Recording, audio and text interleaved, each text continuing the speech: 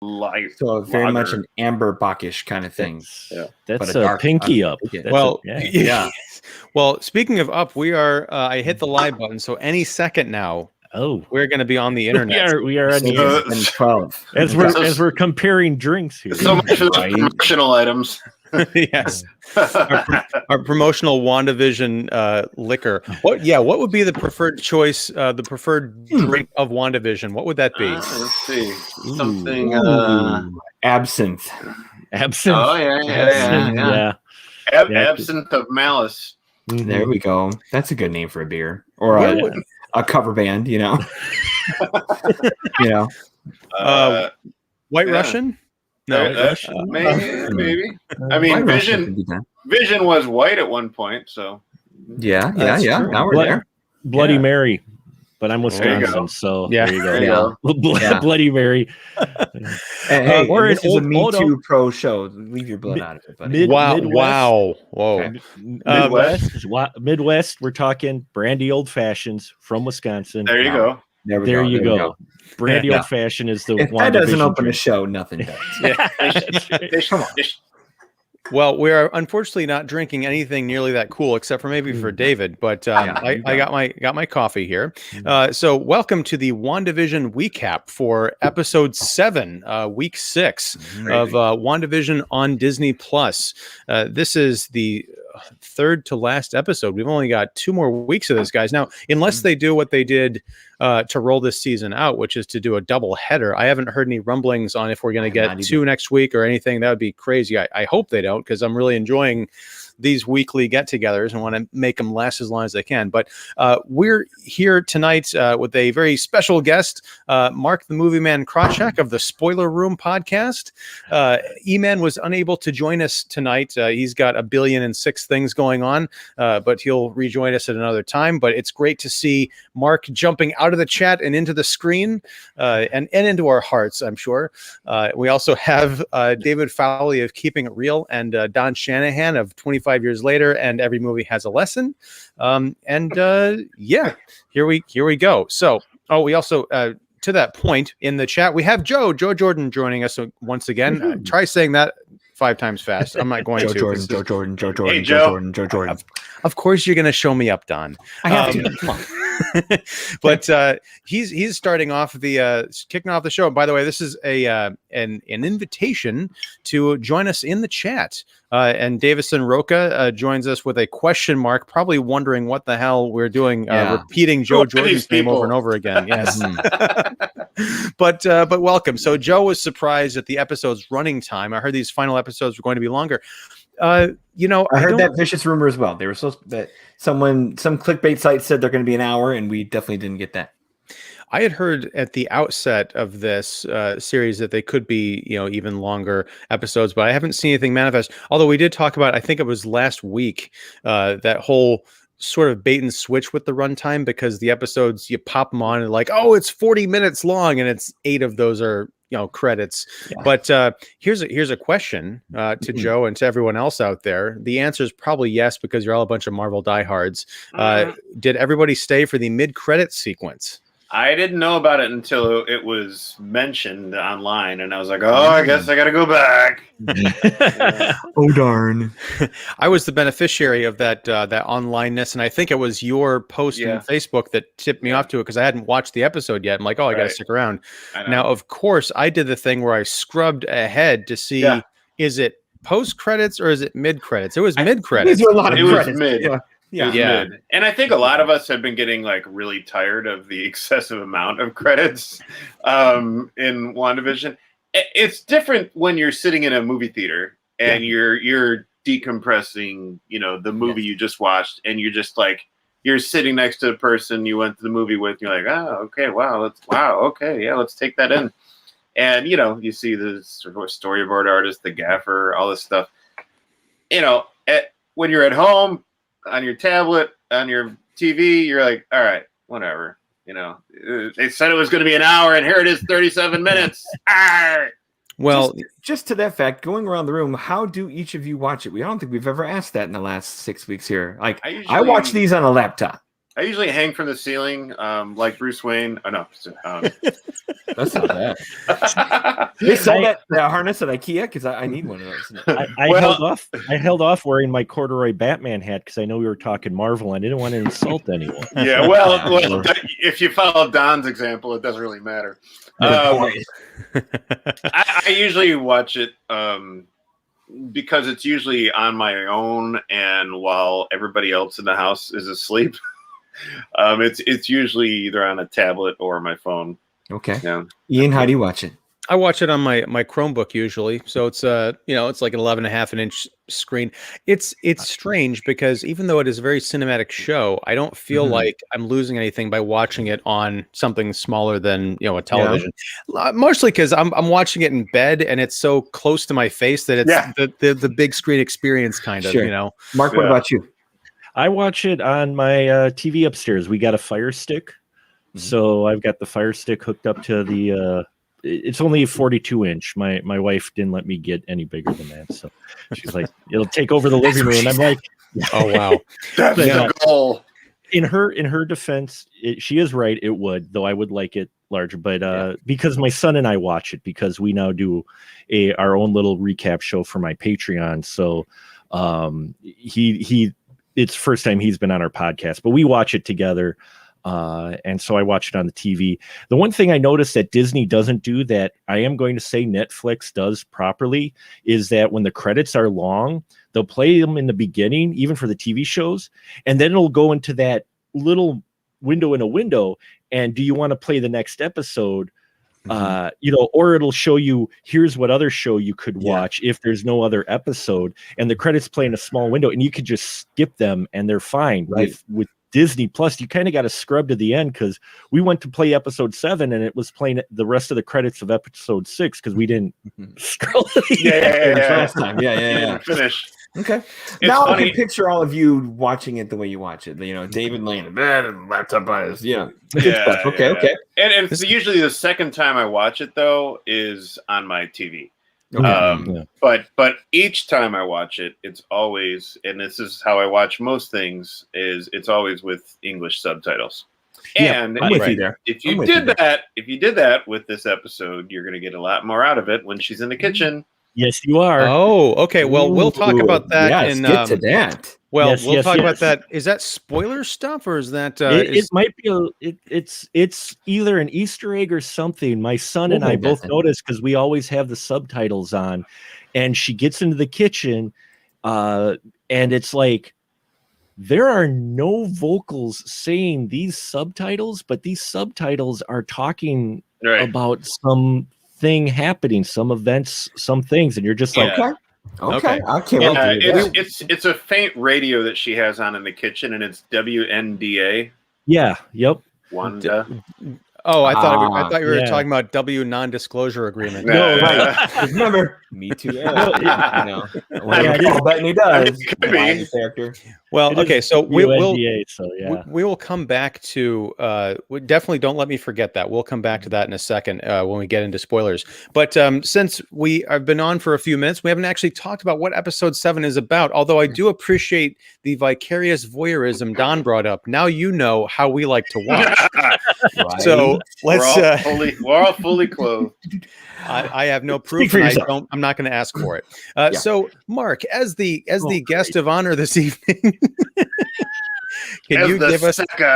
Yes. Can you give us the breakdown, the synopsis for this episode? Fairly spoiler free. I will try. Yes. Way to put me on it. EMan, I apologize ahead of time. I will never replace you. So breaking the fourth wall. Yes. Okay. So we are picking up pretty much after the events of the last episode, as far as the expansion of the Hex. We get an opening. We've moved ahead now. My kid didn't realize what I was referencing, but we're kind of into the aughts now, and to where you're getting that fourth wall show, kind of not quite The Office, but it's one of those kind of Bachelor type show where you're getting someone interviewing about what just happened or what's going on. So it's talking to the audience or to some interviewer, and Wanda is talking about what she just did the previous night, which was turn a good chunk of sword into clowns and a circus, which is kind of appropriate. Vision missing for her anyway, from her perspective, and the twins being kids, really.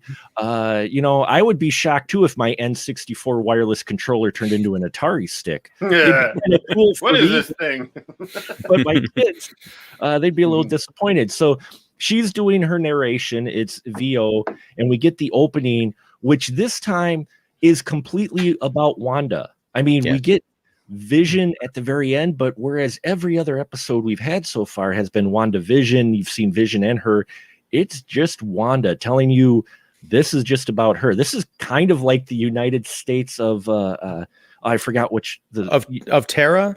Of Terra, that the old HBO or Showtime show? Yeah, kind of like that, to where it's just following her. So we know she's the main person, and she is. We're following her, and she has pretty much, as Agnes put it, gone cuckoo for Cocoa Puffs. She's cracked. She's staying at home. She's not doing anything.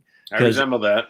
I think we all can at some point. So she doesn't want to do anything. She doesn't want to deal with the kids. The kids just have to be quiet. Go do your own thing. Just don't kill each other, And so she's moving through that, and she goes to get some breakfast, and that's where we hear the radio in the distance, which you can't really hear unless you've got the subtitles on, which folks need to go back and check that out. And Agnes shows up because she just doesn't want to deal with the kids. Miraculously, Agnes just shows up and this time voluntarily takes to watch the twins. Meanwhile, Vision has woken up. He's reassembled. No pun intended. And he comes across Darcy, who he immediately wakes. And she takes it the best. I think out of anyone who's ever been awoke, she takes it the best. And they immediately start going to go look for Wanda, but they run into obstacles in their path. Meanwhile, Wanda is really trying to get her grip. She just wants to go into a shell now, but she notices her world is now glitching to where things are reverting back and forth in time. So the set's kind of reverting back to the old dinner table and that. And so she's dealing with that, and Vision's trying to get to her. And there's this, well, we'll talk about it, the great moment with his interview at one point, to where he just, he's like, why am I even talking to you? And he realizes he could go fly to Wanda, leaving, it is Darcy, right? I'm pronouncing Darcy. it. Yeah, right. Leaving Darcy in the stolen funnel cake of love, funnel love truck. And so, meanwhile, outside the Hex, Monica Rambeau has finally met her people that she was going to rendezvous. They made this really tricked out rover. She was going to get into it, but it can't break through the barrier. So she, being her, decides to just charge through, to which we get a wonderful sequence of references back to, her, when she was a kid, and she comes out and suddenly, they've hinted at it. Let's just say she does make it through the barrier, and she seeks out Wanda. And that's probably that's where we got to stop it. Really, she meets Wanda, shenanigans ensue, and things are revealed from there on, because that's really a turning point for the episode. That just right. Mm-hmm. Well done, sir. Thank you. Cool. Now let's to all the people who are watching or who will be watching in the future. Turn back now if for whatever reason you have not watched WandaVision episode 7, because we are officially talking spoilers. So yes, this was who's doing this to you, Wanda?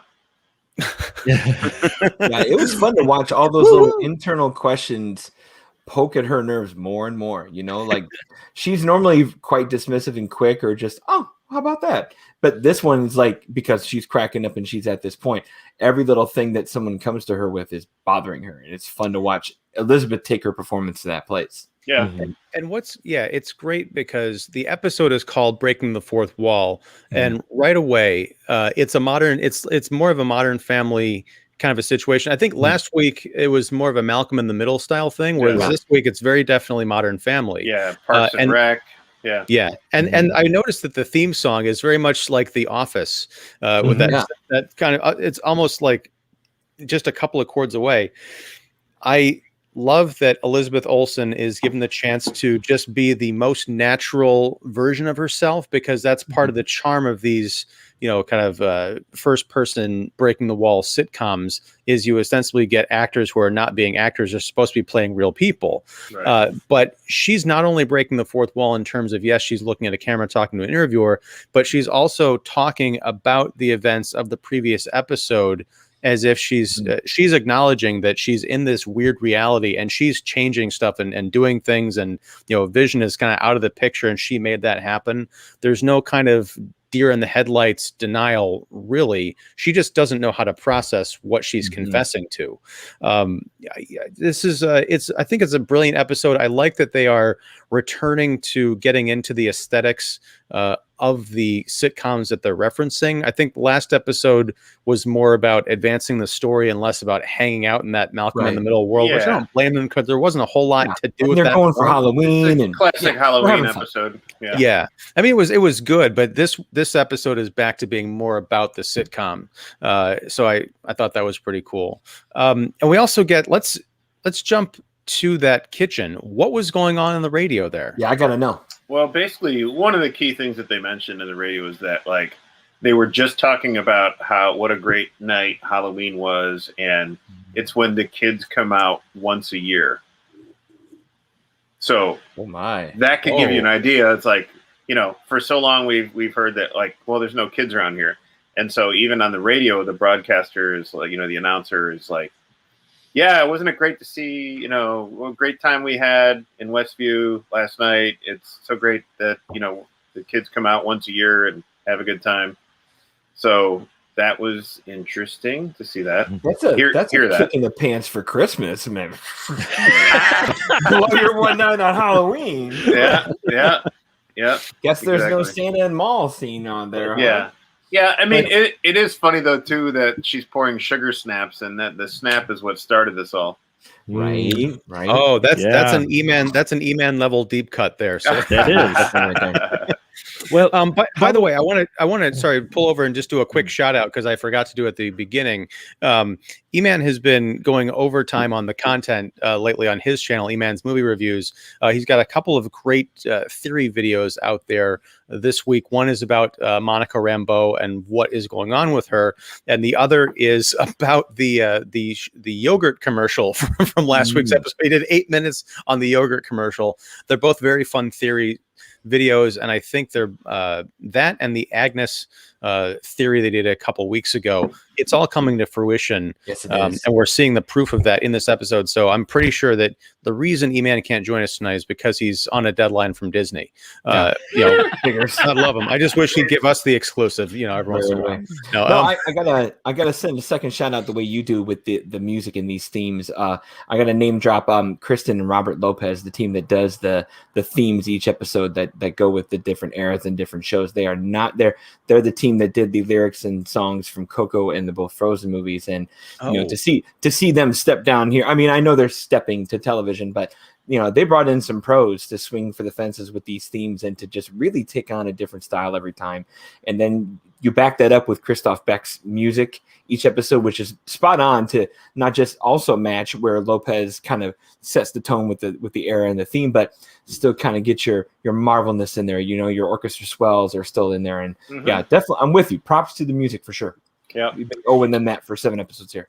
And this episode also has 2 theme songs, which we get at the very end. Since we're in spoilers territory, we can jump around. I loved the theme song, and I love the opening that kind of went along with it. It's very Usual Suspects. But here's my question, because the one thing that we sort of stopped short after Mark's synopsis, because Monica is fully manifesting superpowers in this show. Agnes jumps in, intervenes, takes Wanda away when there's a threat of sort of her master plan, as we're starting to realize that she has one, is in danger of being, foiled. Elizabeth Olsen, Wanda goes down into the basement of Agnes's house and sees overgrowths of trees and, just this really weird kind of a crypt. Reminds of something out of the Hammer films. Puts the lotion in the basket. Yeah. There's a mysterious book that's glowing around the edges. And then Agatha Harkness, as she reveals herself, steps out from behind the shadows and basically, stroking a kitten a la a Bond villain. Is it a kitten or the bunny? The bunny. It's the bunny. The bunny. Still Okay. fun though. Yeah. It was a bunny. Right. Damn it. It is a bunny. In the comics, it's a kitten, but yeah. I was just going to ask. Yeah. Ebony Okay. is a cat. Yeah. Okay, that's where I was confused. I've been reading the comics lately, but so she basically comes out and says, it was a total episode 7 of 9 thing in my head because they've been doing such a build up to just have her step out of the shadows and be like, "I'm evil." If it weren't for Jessica Hahn, I don't think I would have really been on board with that decision. But it is just such a great moment, followed up by this, fake TV show opening or reopening. Yeah, it's very interesting to say, she came out and said, you're not the only magical being here. And of course, she's got this purple motif going, purple kind of, mystical spells. And when that is revealed to her, then the show also reveals kind of in a montage to us that it was Wanda, or it was Agatha all along, and they show her in different aspects of the previous episodes. So, of course, most of the fans, have been theorizing this anyway, but it was cool to see how this played out. This basement of hers, it looked like some kind of like alien catacomb type thing, really creepy, demonic, very interesting. And there's like a crest above some of the almost entryways that are of course in a hex, hexes everywhere. So very interesting. And I got to second what you guys said. Catherine Hahn just sells it. She can just put that face on with the smiles and the winks, and then still you can. We haven't seen. The reveal is one thing, but we haven't seen like that full switch to like be really evil yet. Like it's got to be coming, which is fun. But yet, even if she were to go like full evil, she could do that with such a wink and a smile because of who she is. She is just such a good comic actress. Yeah. Oh, she's so cool. Well, when they did the montage opening, I was hoping for a wicked laugh at the end, and that's exactly what you get. And when she did that, I was just like, I was all on board. And I like the reveal because this is, as I mentioned in chat, it's probably the least. It's probably the worst secret out of this show, because just like Cumberbatch's Khan and all of those, you saw it come. You were just waiting to when that shoe would drop, but I did like how they showed just how involved she was because it helps set up things to where you realize maybe Wanda. She's done some bad things, but not like villain. We realize it may have been out of her control, which. Yeah, you saw the whole dungeon. We see the branches, which later on during the after credit scene, we realize this runs along the whole underneath the town. It's not just under Agnes's house. It's like implying that this tree, which is Wiccan, with nature, the whole woods tree, and the rabbit's name is Mr. Scratch, which a lot of people click to as the devil, and I apologize since EMan's not here again. I have to apologize. I know very little about some of the Marvel stuff, so my son and I looked stuff up afterwards, and Mr. Scratch was the name of her son.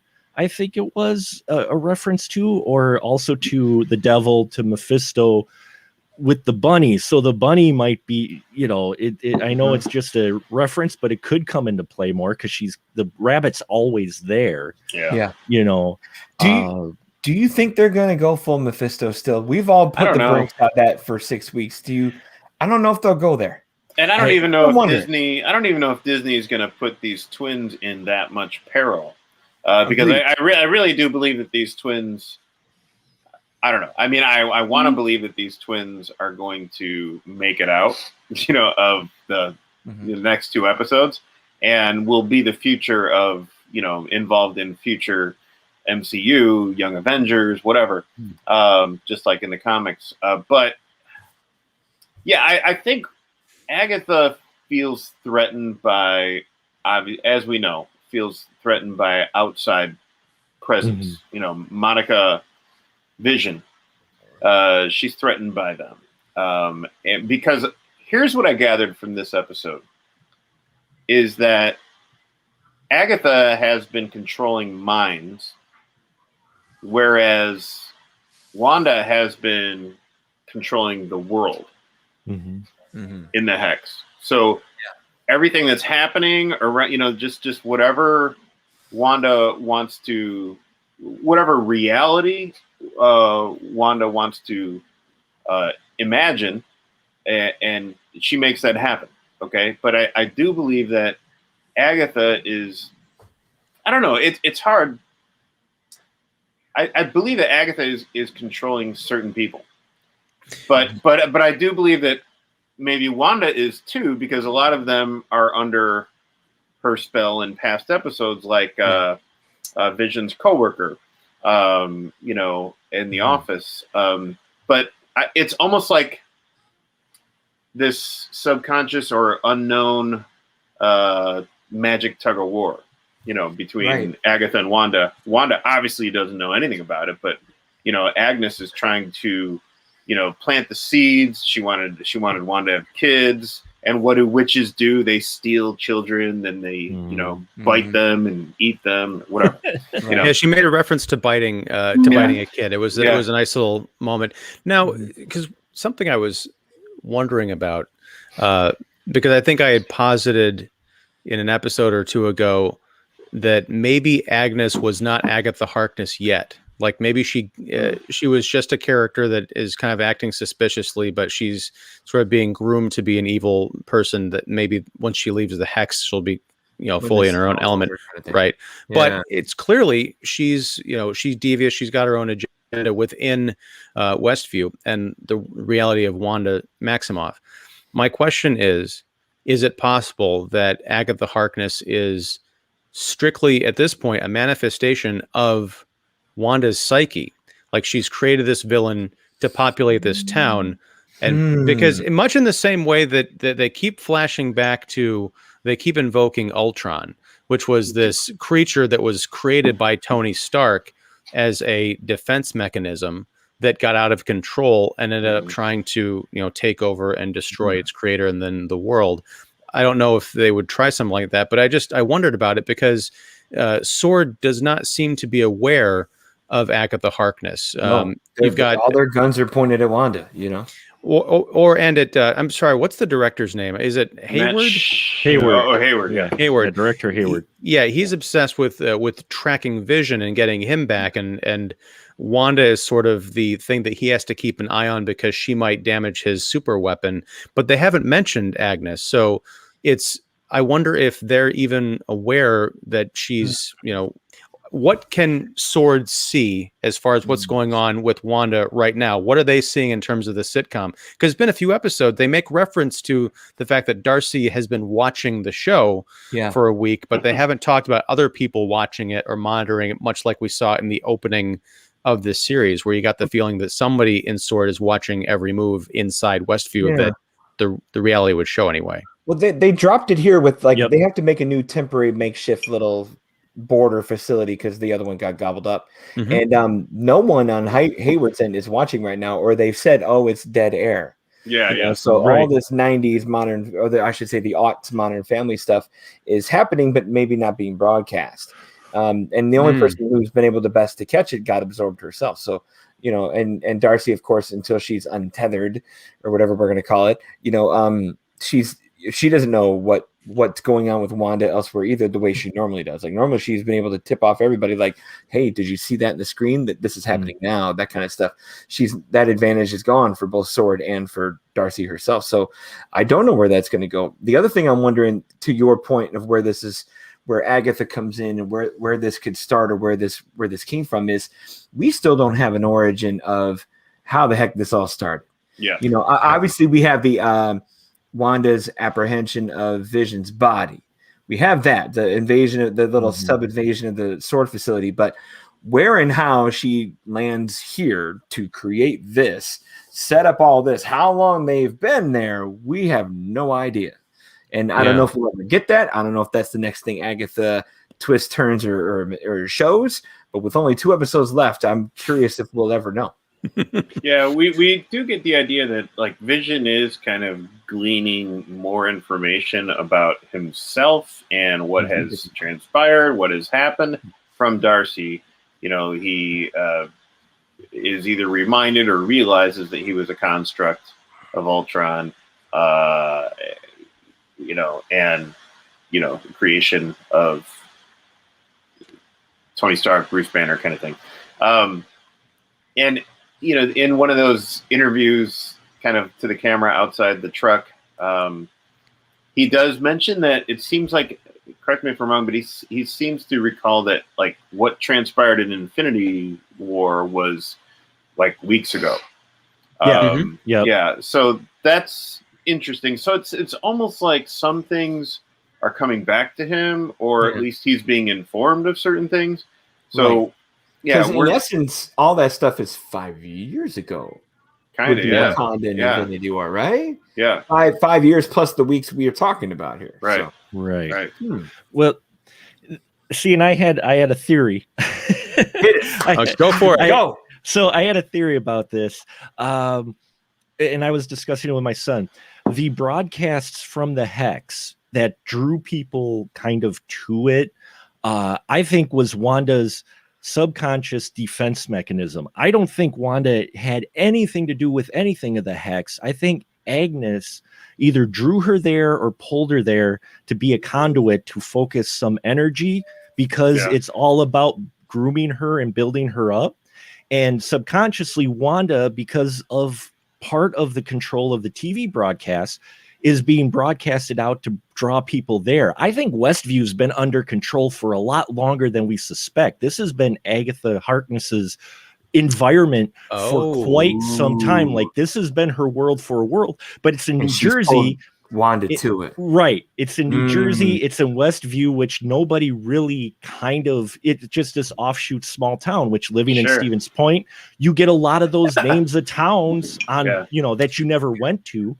So I think she's been there for a while. She pulled Wanda in, is grooming her to pull energy for some purpose.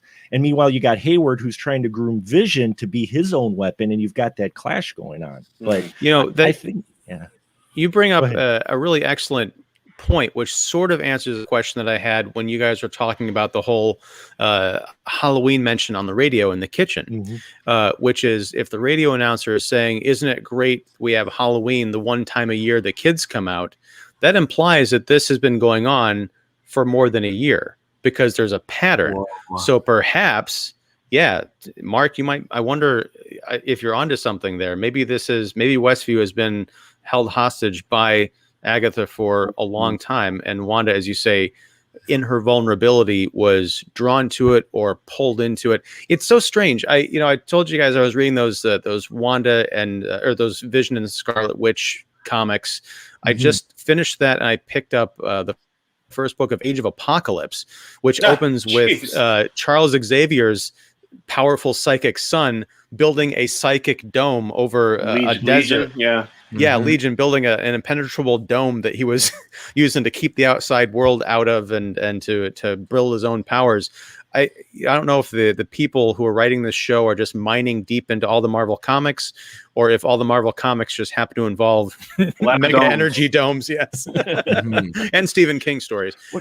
Real quick, Joe right here says, and I agree, it was great to hear Vision make reference to his original AI of Jarvis, because that's the first time that he's really gone back that far as his realization, which is really cool. He was probably thinking life was easier as an AI. I didn't have any of this love stuff, and there were no twins. And... The hardest part was just trying to get Tony Stark a reservation at a restaurant somewhere. There you go. One line in the episode stuck out to me, and maybe it's one of those provoking, nervy questions that she got. Is it Agnes who says to her, do you think this is maybe what you deserve? Who dropped that line? It's someone behind the camera. We get revealed later that it's Agnes behind the camera during that like exact a male interview. It was a male voice. Yeah, but then we see in the Agnes credits that she's there in that camera pointing and Wanda even said, "Wait, you're not supposed to be asking questions or talking." Right? Yeah. Well, and to that point, Don, it was distinctly, from what I understand, it was a male voice. Mm-hmm. And in that Agnes sitcom sequence, when she is kind of motioning to like, I'm here and I'm playing with Wanda, she is also looking at someone who could be us, the audience, or it could be the person behind the camera who's really asking the question. Yeah. It could be Ralph Mephistopheles, whoever she's messing with. Ralph Fisto.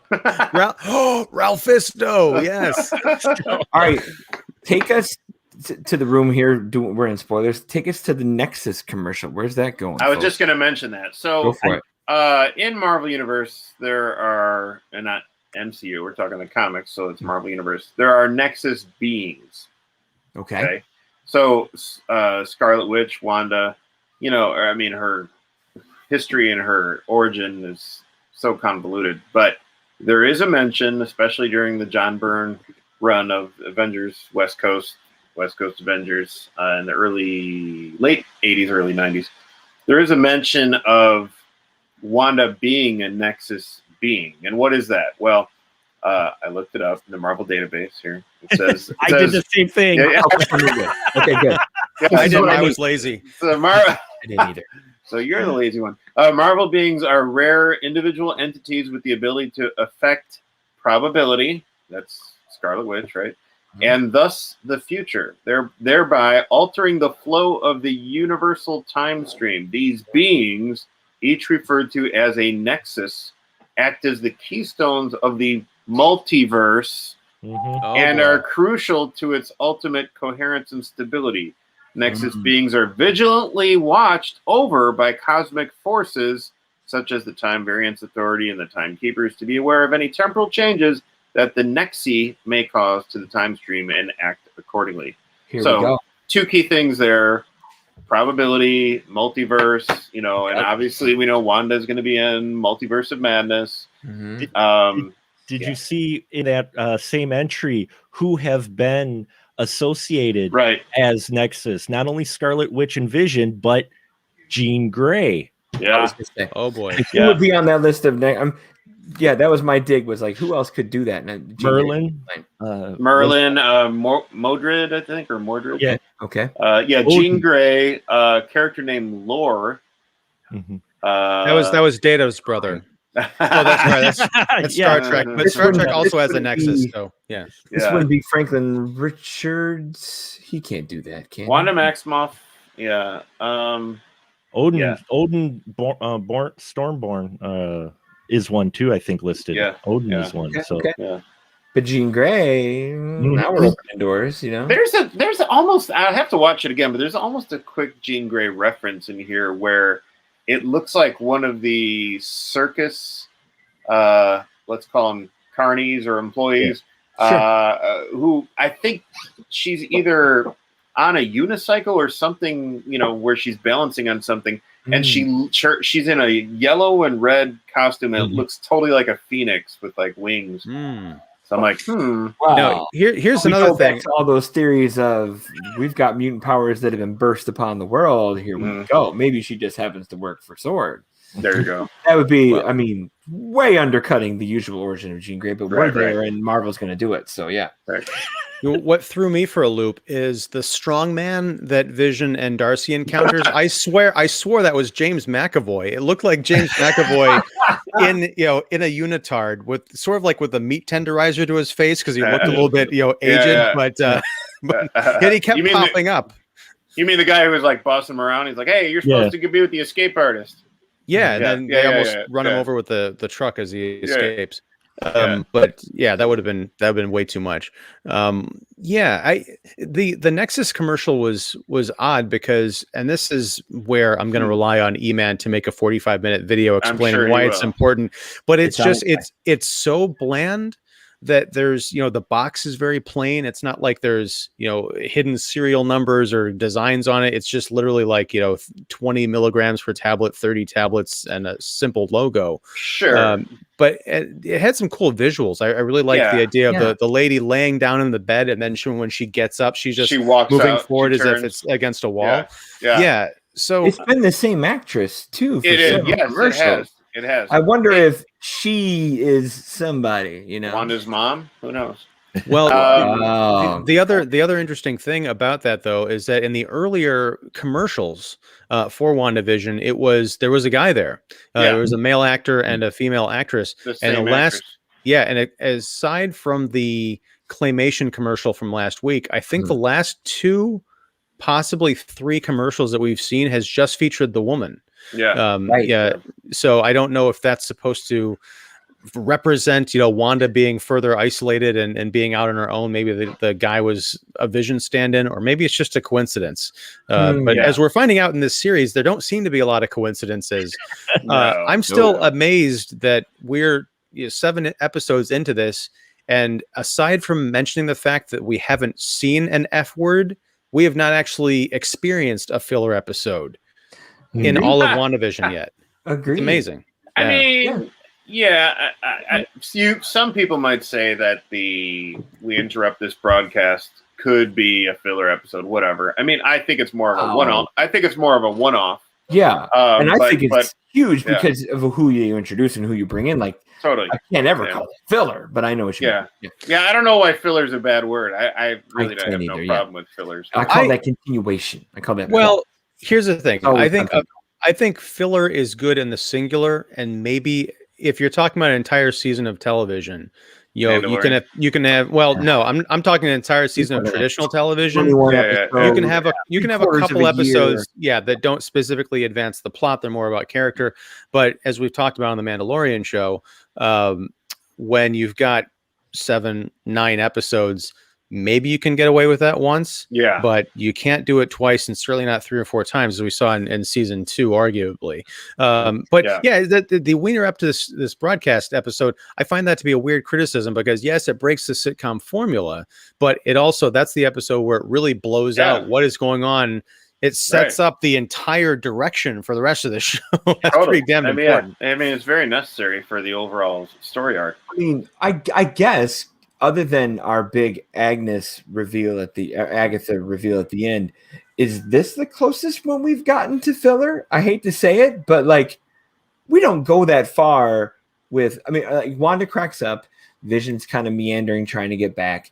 Monica has her small attempts about getting back in and stuff like that. But other than the big Agnes twist at the end, this I'll say that this is the closest one to being just a little bit of a stretch and a filler.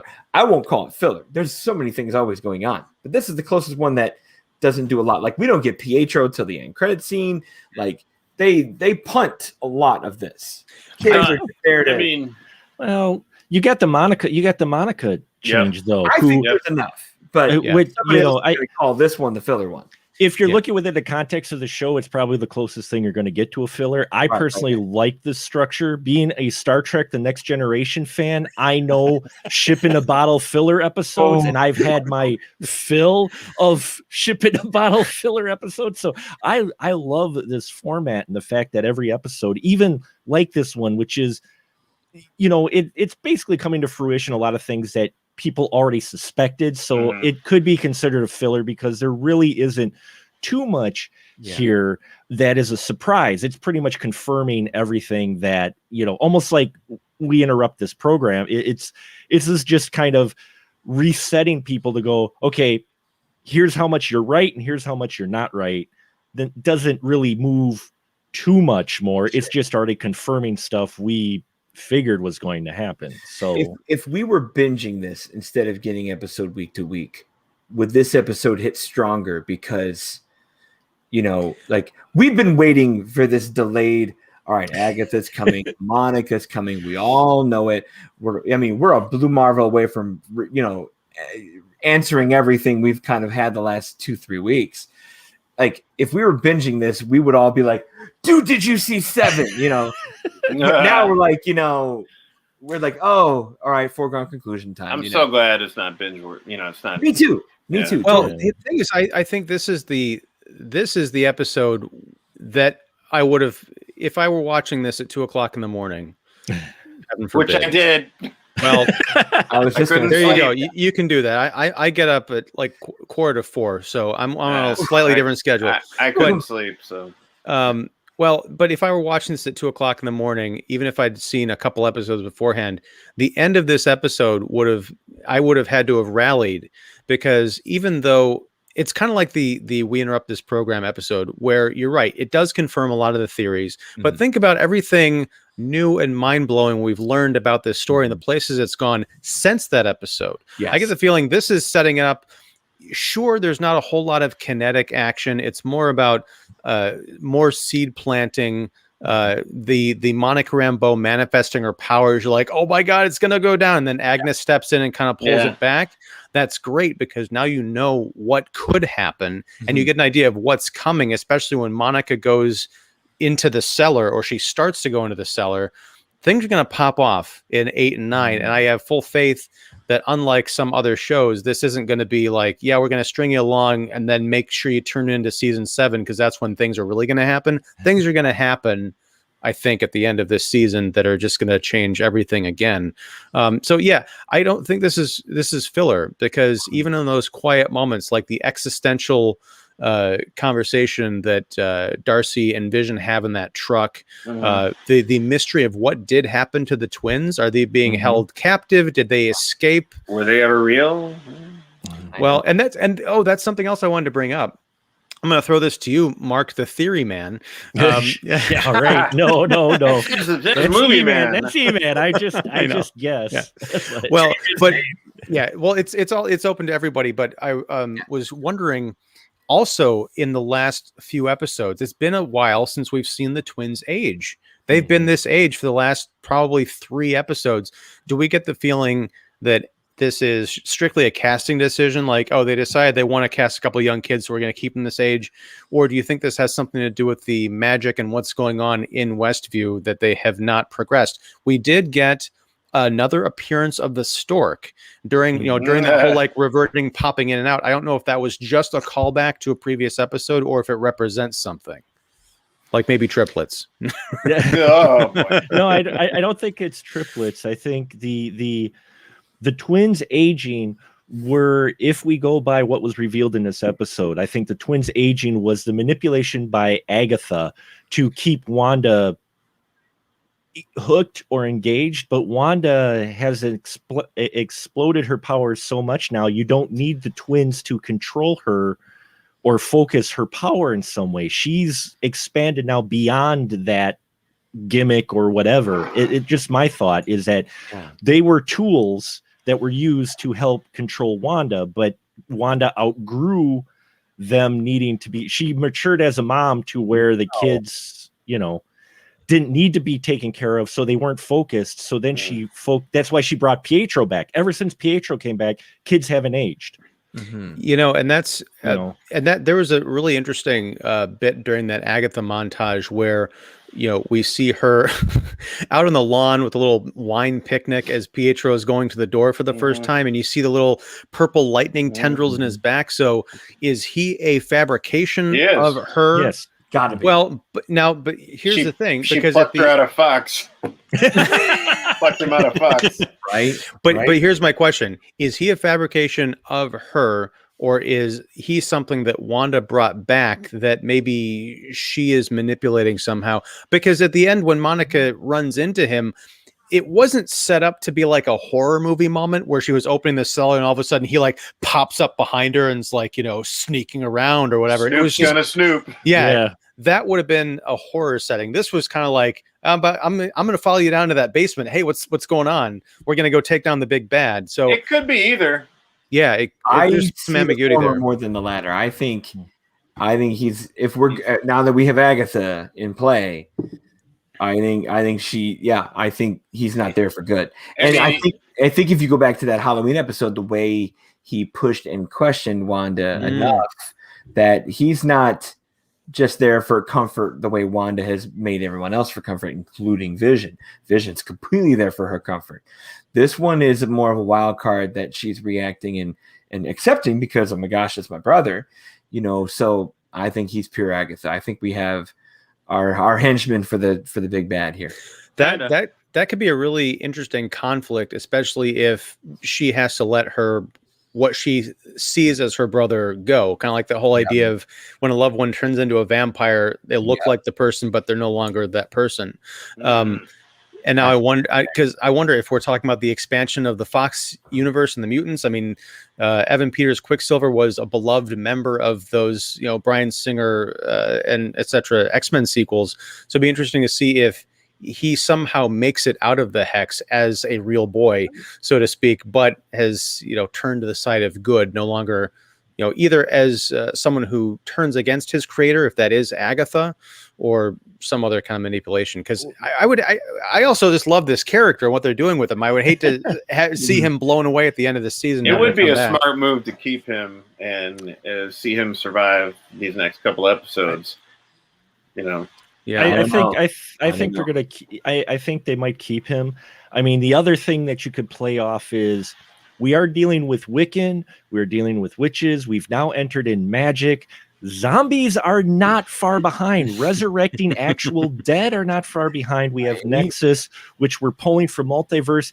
This easily could be Quicksilver from a multiverse used, or his body or whatever used along with the dead body of Pietro by the magic of Agnes from this location she's been at to resurrect the dead in the form of Quicksilver. This could actually be Quicksilver, and they may be able to explain it away of how he survives. Yeah. The magic could be there because she resurrected him or created him or pulled him from another universe or whatever.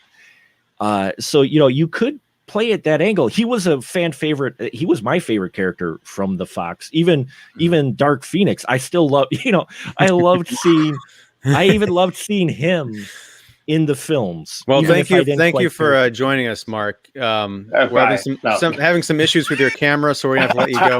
Yeah. Gosh, that's a shame. Gosh, let me clean this up a little bit. Here we go. Dark Phoenix. I don't know what's worse, Dark Phoenix or Apocalypse, but Apocalypse. But no, I agree with you. Evan Peters was the highlight of whatever X-Men movie he was in. So I think if they keep him, it's a multiverse bridge. But I can easily see him. I'll be the person that says I can easily see him just being here to mess with us and be a plant and not make it through because he's a construct. I can see. Oh that. my God! Can you? Because you get your money's worth out of him anyway. Right. Half a season of fun stuff out of Evan Peters. You're gonna go with new X-Men and new things anyway. Where mission accomplished in terms of building that bridge. But yeah. But I mean, think about this, because we were talking about a few episodes ago how there's going to be a season 2, and what's that going to look like? And where's it going to fall in the continuity? Because there's going to be other movies and TV shows, so things are going to happen probably in the Marvel universe to inspire that. But assuming that it's WandaVision, and assuming they might also stick with this TV show format, what if after all of this, Wanda does have to lose her brother again? If you were talking about grief, sending her into another spiral at some point. I just don't see the need or how it would make sense to have a second season. I know, unless this is so specific. Unless you do those, what are those Vision comics you guys turn me on to, where him and his robot wife, right? Sure, but that's Vision, not Scarlet Witch. Yeah, right. So I don't know. Well, they could do something. It would take some rejiggering, but you could put Wanda in that role with the kids. It'd be tricky. I agree. It would seem too similar, though, too. I just feel like this is definitely. It's a good show to start episodic MCU. Right? They're going there. Yeah, and introducing the growth of characters like Monica. But I can't see this. Another WandaVision? I don't know. It wouldn't really make sense. Well, Yeah. I understand that because I'm a little skeptical too. But if it's one thing I've learned watching this show, it's that when it first started out, looking at those trailers with the black and white sitcom, I was like, I don't know how this is going to be a TV series. Yeah. Even 2 episodes in, I'm like, really, they're just going to do a sitcom kind of a gimmick each time? But Yeah. no, they've blown out to be one of the most interesting 30 minutes I spent in a week. Sure. What about you, Mark? What do you think? I could almost see them eking out a second season by telling this story from possibly a different perspective. To where it's another part of this town, or do a pardon my reference, kind of like a Green Lantern mosaic, in that you still have the hex later on, even after WandaVision, but something happens during this that either fragments, pulls people in, or you play. So you're still playing within the hex. So technically you're still playing within the WandaVision world, but it's not necessarily Wanda and Vision anymore. It's whatever maybe is a fallout from the finale here that causes either them to pull in other characters or people or the town, and you follow them in the next season. And then you kind of do it like an anthology. I mean, because you could easily then move into that structure if you wanted to, if you stay within the hex. I think if they just stay within this world, they could sell WandaVision with other characters as long as it's taking place in this location. I mean, the hex is definitely the kind of place where you could ask questions like, what if? What the hex? Yeah. Okay, so Monica, let's talk a little bit more about Monica. Okay. She does her heroic 3-point Marvel landing. Yes. You know, did she meet the aerospace engineer in this episode? No, not yet. Mm-mm. No, because she said it'll be here in an hour, and that was at the end of last week's episode. So we're about 15 minutes away if we're doing the whole. Okay, because I mean, she had the rendezvous with whoever that army, the squad person. that brought the RV. Yeah. Okay, but no, not the full engineer yet. Now forget. Go ahead. Are we all thinking are we going off of EMan? Is this Blue Marvel coming? Blue Marvel, Reed, who knows? I mean, I would love either one. Looking at it, I had to look it up because of Monica, and again, I am green to a lot of the Marvel stuff. I did see that one of Monica's, when she got superpower, one of her monikers was Spectrum. Yeah. Yep. And she saw different lights of spectrum when she went through the hex wall. Right. So instead of like where we talked about Photon or Captain Marvel, could she be coming Spectrum? Which would be, I know, a kind of a deep cut, but yeah, totally. I mean, she can. I mean, it's just another name that the Monica Rambeau character from the MU had. At first, it was Captain Marvel, then it was Photon, then it was Spectrum. So it makes sense. Just because of the way she saw the world, and she saw it in light and a spectrum, she saw electricity in that. I was like, oh, and then I looked it up and saw her name. One of them was Spectrum. I'm like, makes sense. Are they going there? Yeah. I liked the way that they played the reveal of her powers there. I also liked that it was sort of that I'm going to invoke the Rise of Skywalker, where you start hearing all the voices kind of coming in and out in that montage, and it's very faint. I mean, there are people like breaking, I'm sure, separating the audio tracks from this episode, like trying to pick up on everything. I thought I heard some Brie Larson in there. Was there? There is. Yeah. Marvel. Gotta watch with subtitles. There's Nick Fury in there and Brie Larson. Really? I didn't. Wow. Okay. Yeah. I heard both. Yeah. It was mostly dialogue from Captain Marvel when she was a kid. When she was a kid. Most of that dialogue was from that. Yeah. When she was breaking through the barrier. Right. So. When she's sitting down with Carol. Yeah. So it's going to be interesting to see where this goes. The one thing that I thought was a little odd was that it didn't seem like Monica had a weird or shocking response or reaction to these changes. You know, it just seemed like I'm dealing with it and I'm just going to push forward. And even, she's like Mark said, she's got her eyes are changing and her vision is seeing something totally different spectrums. She's not like horrified by what she's becoming. Yeah. She's not like all of a sudden like, whoa, you know, but she's just like take the cue from Carol, you know. Right. Carol is a no, because I know some people, you know, gave that movie a lot of grief because she doesn't have a, oh gosh, how many, you know, she doesn't have an emotional, angsty, I don't know what to do with my powers arc. She just was a badass fire pilot who became a badass fighter jet, you know, who became a badass. The personality of Wood. That was easily Brie Larson's worst performance. Maybe she's related. Maybe she's related to Groot. You know. No, see, I mean, I've always liked that version of her, or that version of Carol Danvers, because, yeah, a person like that would be no nonsense, no matter what, and could handle it and could take it. And we're seeing the same with Monica. You know, she's not. Here, I'll get a DC example for Mark in the room here. She's not Ryan Reynolds in Green Lantern, who goes from hotshot pilot to, oh my God, what do I do with this ring, to a complete pussification of a hero. We don't have that. We don't have that drastic reduction happen just because stuff happens that's new and weird. She just is like, you know what, I got it. Let's go. And Carol did it. Monica's doing it, and I'm cool with that. Well, I get what you're saying, but I mean, the thing is that Carol Danvers and Monica Rambeau, the adult version, are two different people, because Carol Danvers was essentially raised to be this militant, you know, military, you know, very stoic kind of block of wood killing machine. What was that? You don't think Monica wasn't? Got a great influence in Carol? No, but what I'm saying, Maria. Well, what I'm saying is, Monica's even harder core than Carol when we shove. But what I'm saying is, she was, you know, Carol Danvers was not raised among human beings. She was raised among a militant alien race. Monica Rambeau was, sure, she might have been a military brat, but she was raised on Earth around people, and you get a lot of that sense of humanity and different aspects of a personality, more so in the 7 episodes we've seen so far than in the entirety of Captain Marvel. But one second, I want to see. Joe has a comment here. I want to bring up real quick. When Agent Wu made his first appearance of the series, I thought he said there was a missing person. This was right before Monica entered the Hex for the first time. Who could this person be? I thought he was referring to Agnes. Yeah. Well, remember, Agnes is the only person that didn't make the wall of like profiles that they kind of did. I wonder if that was on purpose, hiding who we know she is now.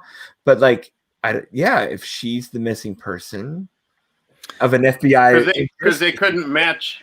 They matched everybody else. They sure did. They couldn't find who this Agnes was from the sitcom. But they didn't even like get to her yet. Like they didn't. Yeah. No. They didn't even have like a blank, you know, yarn board for question mark. Yeah. So that might be something that they're going to do a callback. Maybe we don't know who that is, and because that's not a thread that we've been following throughout the season so far. It could just be something that's a seed that they planted that's going to come up soon. Now, I think the one thing I want to say about Monica's powers and the lack of a reaction.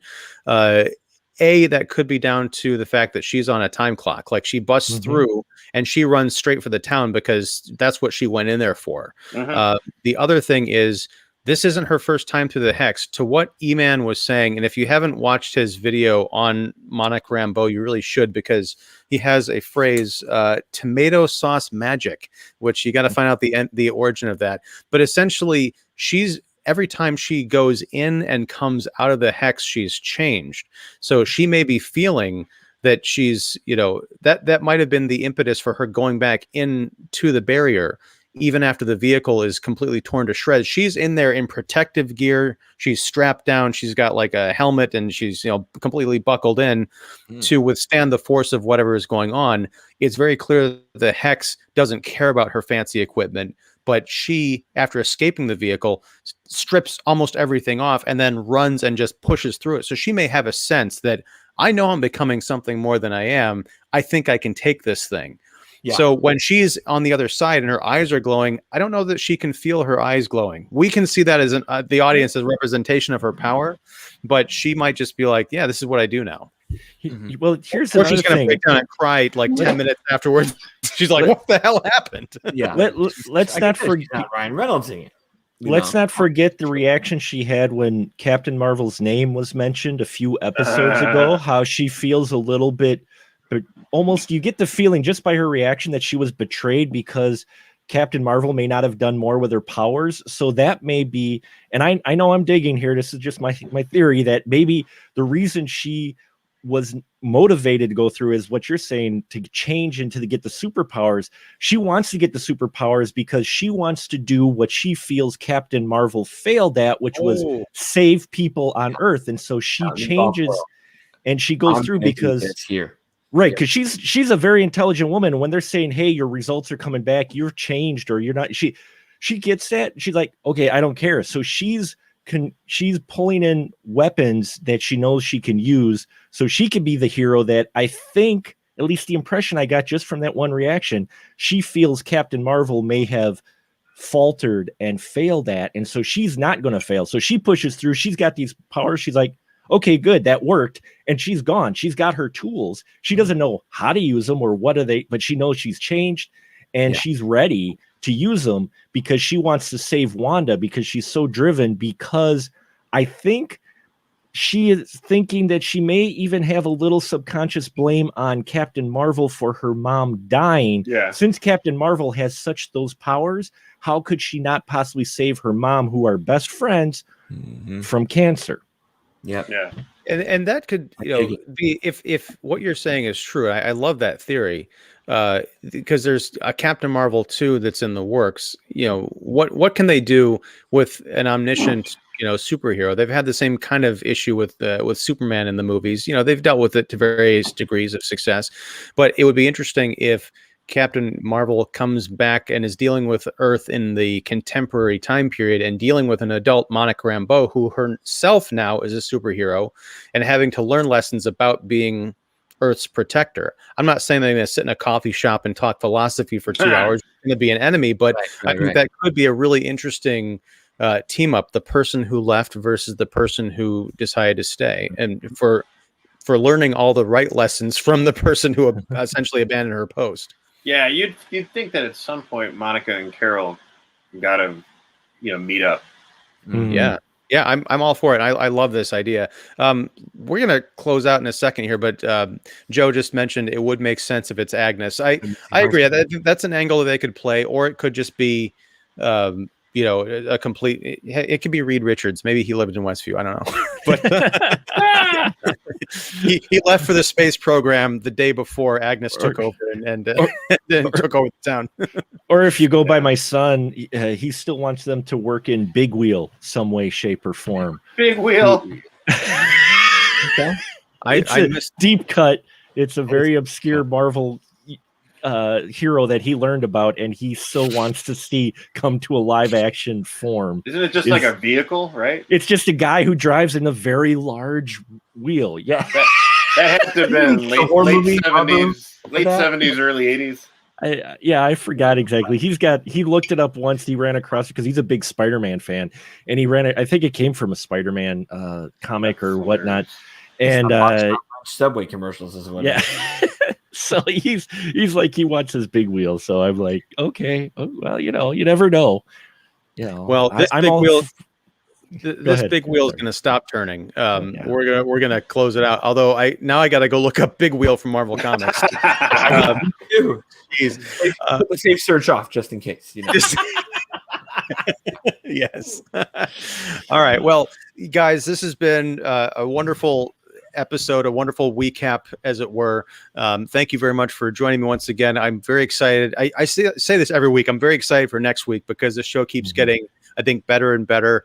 And yeah, we'll be back next week with more WandaVision. If you liked this discussion, please leave a like and subscribe and join us back here live next week at 8:30 p.m. Central. Until then, I'm Ian Simmons of Kicking the Seat. We have Don Shanahan of Every Movie Has a Lesson and 25 Years Later, David Fowley of Keeping It Real, and our special guest tonight, Mark the Movie Man Krawczyk from the Spoiler Room. Now, Mark, I think the live show this week is going to be Monday. Isn't that right? We're talking Nightbox, rounding out Sylvester Stallone. I Am the Law. Wow, that's a good one. Rutger Hauer. So I'm going to leave links to all this stuff down below. So check it out. And until next time, Thanks, and be wonderful to each other, or wonderful. I'm going to get this catchphrase right one of these weeks. Be wonderful. Yes. Be wonderful. Yes. Wanderlust. I'm ending the broadcast.